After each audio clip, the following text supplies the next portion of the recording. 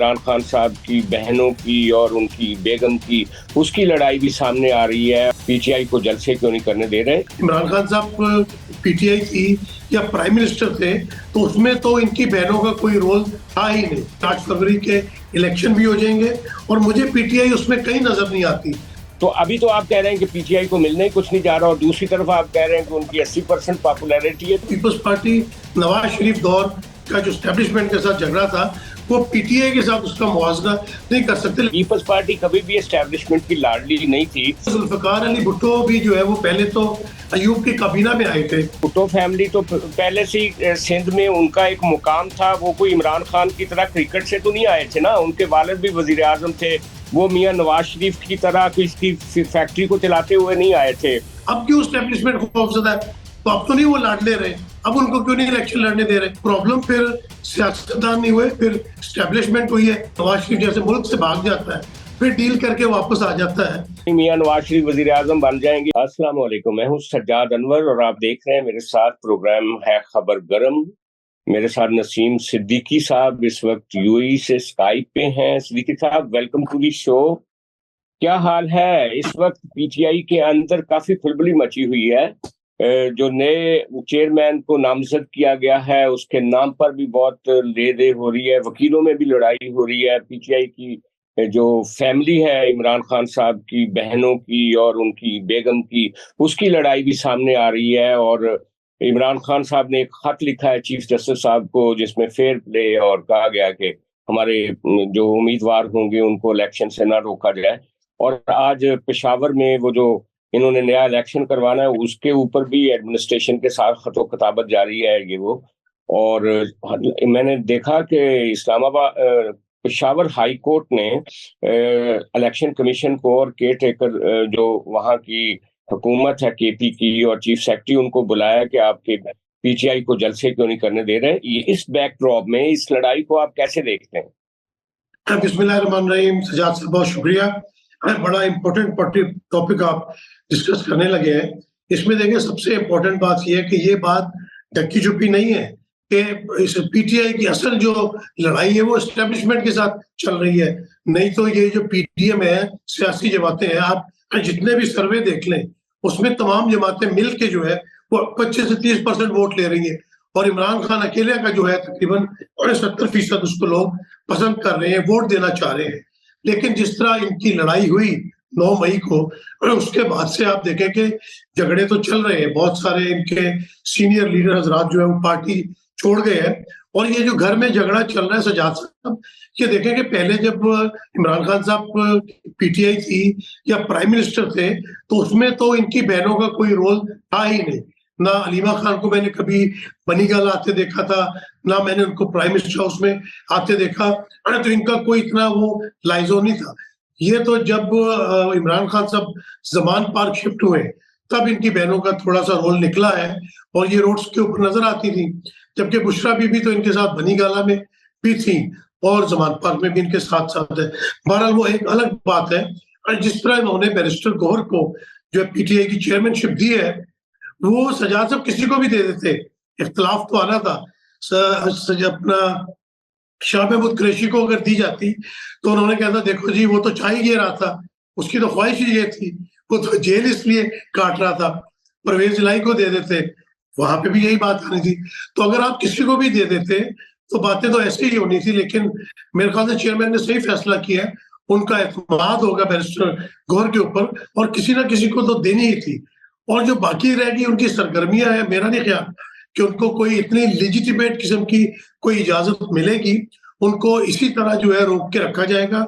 8 फरवरी के इलेक्शन भी हो जाएंगे और मुझे पीटीआई उसमें कहीं नजर नहीं आती। अगर कोई ढक्की चुपी जगह मिल गई, कोई 15-20 सीटें वो मरकज में निकाल गए, तो ये बहुत बड़ी बात होगी। हमने देखा है कि जब जुल्फकार अली भुट्टो साहब को फांसी दी गई थी, तो किस तरह उनकी पार्टी के हिस्से बखरे किए गए थे। बड़े बड़े स्टॉलवर्ड्स थे, हफीज पीरजादा थे, मुमताज भुट्टो थे, मुस्तफा खर थे। लेकिन वो पीपल्स पार्टी दोबारा यकजा नहीं हो सकी। जब मोहतरमा बेनजीर भुट्टो आई वापस, उसके बाद जनरल जियाउल हक गए इस दुनिया से, तो फिर उन्होंने री गियर अप किया अपने आप को। फिर आप देख लें कि 1990 के बाद जब नवाज शरीफ की नून लीग थी, उसके किस तरह हिस्से बखरे किए गए, उनको भी कितना टाइम लगा रीग्रुपिंग के लिए। तो मुझे अभी पीटीआई के साथ कोई इतने अच्छे हालात नजर नहीं आते, ना ही ब्यूरोक्रेसी के, ना मिलिट्री ब्यूरोक्रेसी के। और पब्लिक अगर उनको कितना भी चाहे, पब्लिक ने तो मुजीबुर रहमान को भी वोट दिए थे, पब्लिक ने तो पीपल्स पार्टी को भी वोट दिए। नून लीग फेवरेट पार्टी थी 2000 में, लेकिन क्या बना उसका? तो मुझे कोई ज्यादा उम्मीद नहीं है कि पीटीआई कुछ अच्छा परफॉर्म कर सकेगी। जी अच्छा, बात ये है कि अगर आप देखें 2018 में जो मियां नवाज शरीफ हैं उनके ऊपर पाबंदियां थी, मुस्लिम लीग नून के ऊपर बुरे हालात थे, लेकिन 80 मेंबर उन्होंने जितवा लिए थे अपने। मोहतरमा बेनजीर भुट्टो पे नाअहली का मुकदमा था, और बल्कि वो नाअहल हो चुकी थी। अमीन फहीम साहब को चेयरमैन लगाया गया था F4P का, और उस वक्त भी पीपल्स पार्टी ने इतनी नशिस्तें दे दी थी कि जनाब उसको तोड़ना पड़ गया था पैट्रियट। तो अभी तो आप कह रहे हैं कि पीटीआई को मिलने ही कुछ नहीं जा रहा, और दूसरी तरफ आप कह रहे हैं कि उनकी 80% पॉपुलैरिटी है। तो ये रिलेट नहीं कर रही है आपकी गुफ्तगू एक दूसरे के साथ। सजाद साहब, आपने बात बिल्कुल ठीक की है, लेकिन बात यह है कि बेनजीर भुट्टो की जो मिलिट्री स्टैब्लिशमेंट थी, उनके साथ इस किस्म की लड़ाई नहीं थी जो इमरान खान की लड़ाई है। और ना नवाज शरीफ की कभी मिलिट्री स्टैब्लिशमेंट के साथ आमने सामने इस तरह कभी लड़ाई नहीं हुई। इस तरह जिस तरह 9 मई के वाकयात हुए, तो वहां पे मिलिट्री इन तमाम चीजों को लेके बहुत ज्यादा सीरियस है। ये बहुत बड़ा फर्क है उनका। आप कह सकते हैं कि मेमोगेट स्कैंडल था, या फिर आप कहें कि डॉन लीक्स थी इनकी, लेकिन ये चीज नहीं थी जिस तरह आप देख रहे हैं कि पीटीआई जो है वो आमने सामने फौज के साथ। अच्छा सजाद साहब, आप ये बताएं कि जिस तरह मैंने अभी कहा है कि पीपल्स पार्टी या मुस्लिम लीग नून की इस तरह एस्टेब्लिशमेंट के साथ कभी भी लड़ाई नहीं हुई जिस तरह पीटीआई की हुई है। 9 मई के वाकयात आपके सामने है, और उसके बाद भी देख लें कि सोशल मीडिया के ऊपर एक जंग जारी है। तो मेरे ख्याल से हम पीपल्स पार्टी नवाज शरीफ दौर का जो एस्टेब्लिशमेंट के साथ झगड़ा था, वो पीटीआई के साथ उसका मुआवजा नहीं कर सकते। लेकिन अगर आप इस पे कोई रोशनी डालें तो मेरे लिए बड़ी अच्छी बात है। देखिए नसीम साहब, जैसे जैसे लाडला जो है वो एक्सट्रीम लाडला बनता गया, उसी तरह उनके इख्तलाफात भी बढ़ते गए। पीपल्स पार्टी कभी भी एस्टैब्लिशमेंट की लाडली नहीं थी, और उनको तो हमेशा खतरा रहता था एस्टैब्लिशमेंट से। आपको याद होगा बीबी ने आईएसआई का चीफ भी एक रिटायर्ड जनरल लगाने की कोशिश की, वो भी उनकी फेल हुई। बीबी ने अपना प्रेसिडेंट लगाने की कोशिश की कि इसहाक खान की तरह असेंबली नहीं तोड़ेगा, वो लगारी साहब उनके हाथ में इस्तेमाल हो गए।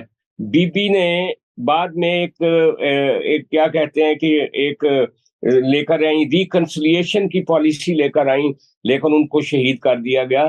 और पीपल्स पार्टी की तो कहानी एक है ना, उन्होंने जरदारी साहब ने एक पूरी टर्म दी आर्मी चीफ को, लेकिन फिर भी उनके लिए मसला रहा। उन्होंने चीफ जस्टिस को बहाल किया, लेकिन उनको फिर भी सजा मिली। तो बेसिकली पीपल्स पार्टी को अलग कर दें। अब मियां नवाज शरीफ एक लाडले थे, और जितने बड़े लाडले थे उतनी मजाहमत मियां नवाज शरीफ ने की। आपको याद होगा उन्होंने भरे जलसों में जर्नैलों के नाम लिए, उन्होंने कहा ये कौन होते हैं जो सुपर वजीर आजम बनते हैं, और उन्होंने कई आर्मी चीफ के साथ उनका झगड़ा हुआ और उन्होंने हटाया उनको। लेकिन इमरान खान साहब को जिस शिद्दत से बनाया गया था ना, दोनों पार्टियों को डंप करके, दोनों को करप्ट करार दे के, दोनों को मतरूक करार दे के, और इमरान खान को जैसे हीरो बनाया, उसका जिस तरह का कल्ट बनाया, वो उतना बड़ा ही एस्टैब्लिशमेंट को भुगतना पड़ा है। ये बेसिकली इमरान खान की कोई बहुत बड़ी खूबी नहीं है, ये एस्टैब्लिशमेंट की बहुत बड़ी गलती थी, बहुत बड़ा ब्लंडर था, जिसकी सजा भुगत रही है एस्टैब्लिशमेंट। देखिए सजाद साहब, आपने बड़ी अच्छी बात की है। जुल्फकार अली भुट्टो भी जो है वो पहले तो अयूब की काबीना में आए थे, पॉपुलर वो उसके बाद हुए जब काबीना में आना, इंट्रोड्यूस हो जाना। वो भुट्टो फैमिली तो पहले से ही सिंध में उनका एक मुकाम था। वो कोई इमरान खान की तरह क्रिकेट से तो नहीं आए थे ना, उनके वालिद भी वजीर आजम थे। वो मियां नवाज शरीफ की तरह किसी फैक्ट्री को चलाते हुए नहीं आए थे। भुट्टो साहब अगर कैबिनेट में आए थे तो उन्होंने उस वक्त की एस्टैब्लिशमेंट जो अयूब खान थे उनको छोड़ा, उनके खिलाफ इस्तीफा दिया, और एंटी एस्टैब्लिशमेंट एक पार्टी बनाई, लेफ्ट की पार्टी बनाई। और उन्होंने जर्नैलों के खिलाफ एक नैरेटिव बनाया। एक जी मैं नैरेटिव यही बनाया जाए जी मैं भुट्टो साहब का तो कह रहा था कि जब तक तो उनको भुट्टो जब साहब अयूब की काबीना में थे कोई नहीं जानता था। जब एंटी एस्टेब्लिशमेंट हुए, अपनी पार्टी बनाई, तो पॉपुलर वो उस वक्त हुए। इमरान खान पहले से पॉपुलर था, लेकिन उसको सीटें कोई नहीं मिल रही थी। 2018 के इलेक्शन में फिर भी पॉपुलैरिटी थी, लेकिन अब क्यों एस्टेब्लिशमेंट खौफजदा है? अगर उनको वो लाडले थे तो अब तो नहीं वो लाडले रहे, अब उनको क्यों नहीं इलेक्शन लड़ने दे रहे? और ये नवाज शरीफ तो हर दौर ये का वही बात है। लाडला रहा है। नहीं नवाज शरीफ तो हर नहीं, दौर में ये लाडला रहा वही है। बात है आज जैसे जिस तरह मियां उसके नवाज शरीफ केसेस जब, खत्म हो रहे हैं नवाज शरीफ के, इससे बड़ा लाडला कौन यार होगा? एक एक दिन में केस आप खत्म कर रहे हैं उनके। जी नहीं नहीं सर। नहीं, वो ठीक है, इस वक्त मियां नवाज शरीफ लाडले हैं, लेकिन आप मियां नवाज शरीफ का वो टाइम भी तो देखें ना, जब एक इमरान खान साहब के असिस्टेंट जो वजीर दाखिला थे, उन्होंने कहा कि अगर इमरान नवाज शरीफ की एस्टेब्लिशमेंट के साथ लड़ाई ना होती तो वो आज भी वजीर आजम होते। आपको अगर याद हो, ननकाना साहब के एजाज शाह साहब थे, उन्होंने जी कहा जी कि अगर, और उन्होंने कहा कि आज इमरान खान नहीं नवाज शरीफ वजीर आजम होते। तो नवाज शरीफ को सजा तो मिली थी जब वो पॉपुलर थे। यहाँ पे पाकिस्तान में बेसिकली हर पॉपुलर लीडर को छोटा किया जाता है और हर छोटे लीडर को बड़ा किया जाता है। ये टेलरिंग बहुत पुरानी जारी है यहाँ। तो सजाद साहब प्रॉब्लम फिर सियासतदान नहीं हुए, फिर स्टैब्लिशमेंट हुई है कि हर दौर में वो सियासतदान नहीं, को कट लेकिन डाउन करते हैं। एस्टैब्लिशमेंट को जो लोग मिलते हैं, जो एस्टैब्लिशमेंट का नैरेटिव बाय कर लेते हैं, जो मुल्क में तकसीम शुरू करते हैं, जो लड़ाई शुरू करते हैं और सबको मतरूक कहते हैं और सबको करप्ट कहते हैं, जो जहर बोते हैं, वो सियासतदान ही होते हैं। वो एस्टैब्लिशमेंट तो पीछे बैठी होती है ना। सियासतदान जब आप अपना आउट ऑफ प्रपोर्शन चले जाएं, जैसे इमरान खान साहब थे, वो कहते थे मैं किसी से बात ही नहीं करूंगा, ये मैं चोरों से के साथ क्यों बैठूं। जब मिलिट्री भी उनको बिठाना चाह रही थी इनके साथ, वो उस वक्त भी नहीं बैठे, वो टाइम जब वो प्राइम मिनिस्टर थे। तो मेरा कहने का मतलब है शायद अब वो सीख जाए इस जेल वगैरह से। सियासतदान तो भाई वो जब लेकर आते हैं तो वो एजेंडा भी देते हैं कि आपने ये काम करना, और फिर सियासतदान वो काम करते हैं। और इमरान खान साहब ने बड़े फख्र से कहा था बाजवा साहब को कि आप पीडीएम की गवर्नमेंट खत्म करें, हमसे ताहयात आप आर्मी चीफ बने, हमारे साथ रहें, मुझे मेरी गवर्नमेंट को बहाल कर दें। याद करें आप। जी जी ये बात आपने सही कही है। अब आप देखें कि नवाज शरीफ साहब इस्टेब्लिशमेंट से लड़ाई तो लेते हैं, बोल तो वो बड़े बड़े बोलते हैं, लेकिन उसके बाद वो भाग जाते हैं। अगर वो खड़े रहें, जिस तरह जरदारी नहीं, साहब ने जेल भागना से तो फिर निकली है। इमरान खान को भी पड़ेगा। इमरान खान ने भी अब एक नया नैरेटिव पाकिस्तान आर्मी जिंदाबाद का बना रहा है। वो जब इस प्रोसेस से गुजरेगा तो उसके बाद इमरान खान भी फिर जीरो पॉइंट पे खड़ा होगा और वो देखेगा कि मैं कहां से फैजयाब हो सकता हूँ। जी जी ये बिल्कुल, भी तो अनफॉर्चुनेट है। वो तो आवाम देखेगी कि अभी वो क्या करता है। लेकिन नवाज शरीफ जैसे मुल्क से भाग जाता है, फिर डील करके वापस आ जाता है। जरदारी साहब इसी मुल्क में रहे, उन्होंने जेलें काटी, बाकी भी बेशुमार सियासतदान है, जावेद हाशमी साहब है, साद रफीक है। तो वो उनका ये है कि मुकाबला नहीं करते। वो इमरान खान अभी जेल काट रहा है, जेल में मौजूद है, उसको तो कोर्ट में पेश तक नहीं किया जा रहा। नवाज शरीफ को तो बड़े प्रोटोकॉल के साथ कोर्ट में लाया जाता था। अब देखते हैं कि आने वाले दिनों में इमरान खान इस्टेब्लिशमेंट से किस किस्म की डील करती। पाक फौज जिंदाबाद का नारा तो हमेशा लगाना चाहिए, क्योंकि जो पाक फौज की खिदमात हैं या रोल है, उससे हम आंखें नहीं चुरा सकते। ये ऐसा चैप्टर है जिसको किसी भी सियासतदान को नहीं छेड़ना चाहिए। कुछ इख्तलाफात हो सकते हैं सीनियर एस्टेब्लिशमेंट के लेकिन साथ, नसीम साहब, सीनियर। पाक फौज जिंदाबाद हमारी अमूमी जिंदगी का नारा है। ये जब हम सियासत में इस नारे को लगाते हैं तो उसका मतलब एस्टेब्लिशमेंट ही होती है। हम आगे बढ़ते हैं, आगे देखते हैं कि जनाब ये जो आर्मी चीफ साहब है इस वक्त के, उन्होंने धुआंधार दौरा किया है मिडिल ईस्ट का, यूएई का, कुवैत का, सऊदी अरब का, और उन्होंने निगरान वजीर आजम साहब को साथ खड़ा करके और वजीर आला पंजाब को साथ खड़ा करके नए मुआहदे किए हैं इस वक्त सऊदी अरब के साथ, यूएई के साथ, कुवैत के साथ। और वो जो मईशत की बहाली और इन्वेस्टमेंट का जो आना, इसके ऊपर ना बड़ी बहस चल रही है। कुछ लोग कह रहे हैं कि आने वाला वक्त जो होगा वो बाजवा साहब और इमरान खान का जो हाइब्रिड निजाम था उससे कुछ एक दो कदम आगे होगा और मिलिट्री प्लस डेमोक्रेसी होगी। और उसमें वजीर आजम जो है वो नवाज शरीफ तो वो किसी फ्रेम में वो देख नहीं रहे। अगर मियां नवाज शरीफ को हीरो बनाना था और उनको लेकर आना था, तो फिर सऊदी अरब का मामला वो वेट भी कर सकते थे, 3 महीने के बाद भी उनके साथ मियां नवाज शरीफ खुद जाके इन्वेस्टमेंट के मुआहदे कर सकते थे। लगता ये है कि मिलिट्री जो है वो इलेक्शन के बाद अपने ये जो रिजीम, एक इकोनॉमिक रिजीम बना रहे हैं इस वक्त, और बहाली का काम कर रहे हैं, और जैसे स्मगलिंग को रोका है आर्मी चीफ साहब ने, और जैसे डॉलर को कंट्रोल किया है, वो ड्राइव कर रहे हैं इस वक्त, मतलब फ्रंट पे आके लीड कर रहे हैं इकोनॉमी की बहाली के लिए। तो सियासत के लिए इसमें कोई खतरा देखते हैं आप, या आप समझते हैं कि नहीं, मियां नवाज शरीफ वजीर आजम बन जाएंगे और आने वाला वक्त जो है वो एक बेहतर डेमोक्रेसी का होगा? नहीं, बिल्कुल नहीं, हमें इस तरह की कोई उम्मीद नहीं लगानी चाहिए, क्योंकि हम माजी पाकिस्तान का देख चुके हैं। बात यह कि जो मौजूदा सूरत हाल में आर्मी चीफ पाकिस्तान की मईशत की बहाली के लिए काम कर रहे हैं, उसको तो मैं अप्रिशिएट करूंगा, लेकिन जब ये सियासी गवर्नमेंट आती है, ये क्यों नहीं आके स्मगलिंग को रोकती है, डॉलर को कंट्रोल करती है? ये तो जल्जला आ जाए तो ये आर्मी को बुला रहे होते हैं, ये तो सैलाब आ जाए आर्मी की सहूलत ले रहे होते हैं। तो बात यह कि इनको अपनी सफे देखनी पड़ेंगी। अगर ये अपनी सफे सीधी नहीं करेंगे तो फिर आर्मी का एक रोल रहेगा। क्यों, आप ये मुझे बताएं कि जब आपका वजीर आजम या वजीर खारजा, जिस तरह बिलावल भुट्टो जरदारी साहब जहाज लेके पूरी दुनिया का उन्होंने दौरा किया है, वो कितनी एड ले आए वहां से, कितने ताल्लुकात बेहतर हो गए। ऊपर से वालिद साहब ने कह दिया कि ना तजुर्बेकार, तो आपने ना तजुर्बेकार को जहाज देके पूरी दुनिया की सैर करा दी। और अगर आर्मी की क्रेडिबिलिटी के ऊपर आपको पैसे मिलते हैं सऊदीया से, यूएई से, कतर से, कुवैत से, तो फिर आर्मी यही चाहेगी ना कि भाई ये सियासतदान करप्ट है, ये इतने बड़े बड़े घपले करते हैं, तो हम क्यों ना इस मामले को लेके चले। और ये जो हमारा इतना नैब का नहीं, तो आप क्या इसको आप फिर ये मानते हैं ये बात दिल से कि चूंकि एस्टेब्लिशमेंट की क्रेडिबिलिटी पे पैसे आ रहे हैं, तो फिर सियासतदान तो चूंकि करप्ट हैं, लिहाजा फिर सियासी पार्टियां जो हैं उनकी स्पेस अगर कम हो रही है, तो आप समझते हैं कि ये ठीक है, दुरुस्त काम है? नहीं नहीं, मैं यही बात कर रहा हूँ कि अगर उनकी जगह कम हो रही तो उसके जिम्मेदार भी तो वो खुद ही है ना।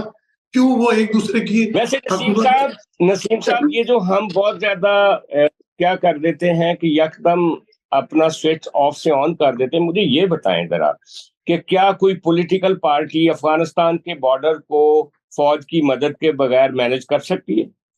क्या वहां का जो कमीशन, वो जो कस्टम वाला स्टाफ है, वो मिलिट्री के ताउन के बगैर स्मगलिंग को रोक सकता है? हकीकत क्या है आपके मुल्क की?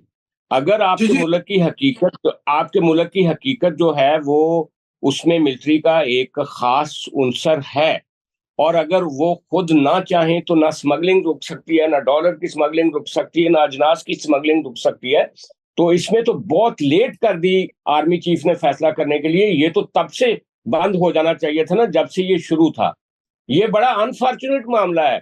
दहशतगर्दी सियासतदान नहीं शुरू करते। अफगानिस्तान की वॉर की पॉलिसी सियासतदानों ने बनाई थी, लेकिन आज पाकिस्तान पे एहसान किया जा रहा है कि हम दहशतगर्दी की जंग के खिलाफ लड़ रहे हैं। हालांकि सियासी कारकुन कत्ल हुए थे, शहीद हुए थे इस सारी लड़ाई में, और अवाम शहीद हुए थे। उस वक्त रोकनी चाहिए थी ना, जब वो लड़ाई अंदर आ रही थी। उस वक्त तो हम डॉलर्स का इंतजार कर रहे थे। तो बदकिस्मती है कि हम पूरा एनालिसिस उस तरह से नहीं करते। और दूसरी बात यह है कि इस इकोनॉमी को खराब किसने किया? ये जो डिस्टेबलाइजेशन होती है उसका सोर्स कहाँ पे है, जिसकी वजह से आपकी इकोनॉमी नीचे जाती है? और फिर जब आप कहते हैं कि हम हीरो हैं। सजाद साहब, मैं ये बात करने लगा था कि सियासतदान जब तक एक दूसरे की टांगे खींचना बंद नहीं करेंगे, 90s में आपने देखा कि एक दूसरे की हुकूमत को गिराने के लिए बेचैन रहते थे। अभी जिस तरह पीडीएम ने इमरान खान की हुकूमत गिराई थी, अदम एतमाद लेके आए थे, अगर वो उस वक्त एस्टेब्लिशमेंट का साथ ना देते और इमरान खान का टेन्योर पूरा होने देते, तो इमरान खान शायद अपने बोझ तले खुद दब जाता। तो इमरान खान शायद अमीर के साथ मिलके 2020 तक के लिए अपना रास्ता साफ कर लेता। इमरान खान कौन सा कोई डेमोक्रेटिक आदमी था उस वक्त? ये कैसी बात कर रहे हैं आप? नहीं, बात तो यही है कि फिर नवाज शरीफ क्या डेमोक्रेटिक था कि वो बाहर बैठ के साजिशें कर रहा है, जरदारी साहब से ना उसमें बैठ के साजिशें कर रहे हैं। यही तो बात मैं कह रहा हूँ कि भाई ये जो है ना साजिशें करनी छोड़े तो पाकिस्तान आगे बढ़ेगा। कसूर इनका अपना है। मिलिट्री के अंदर अगर रिवॉल्ट की कोशिश की गई, वो एक है, उन्होंने शो किया कि उनकी सॉलिडेरिटी है, लेकिन पॉलिटिशियन में सॉलिडेरिटी नहीं है। नहीं, अगर उनकी अपनी वोटी के सॉलिडेरिटी लिए होती बात, दूसरे का बकरा मेरी ज़िबा कर जान देते हैं।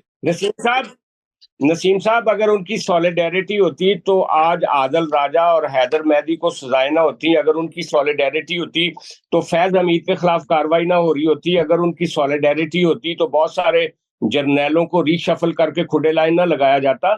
सॉलिडेरिटी उधर भी इतनी ही है। बात यह है कि इस मुल्क को अगर संभालना है तो सबको फेयर और ऑनेस्ट होना पड़ेगा। लेकिन जब पॉलिटिशियंस ही आपस में एक दूसरे के साथ फेयर नहीं है तो बताएं मुल्क आगे कैसे चलेगा। पॉलिटिशियंस को बस कठपुतली नहीं बनना चाहिए, अपनी सियासत अपने पैरों पे, अपनी ताकत पे करनी चाहिए। आज के लिए इतना ही नसीम साहब, कल फिर आपसे मुलाकात होगी। बहुत शुक्रिया। Thank you.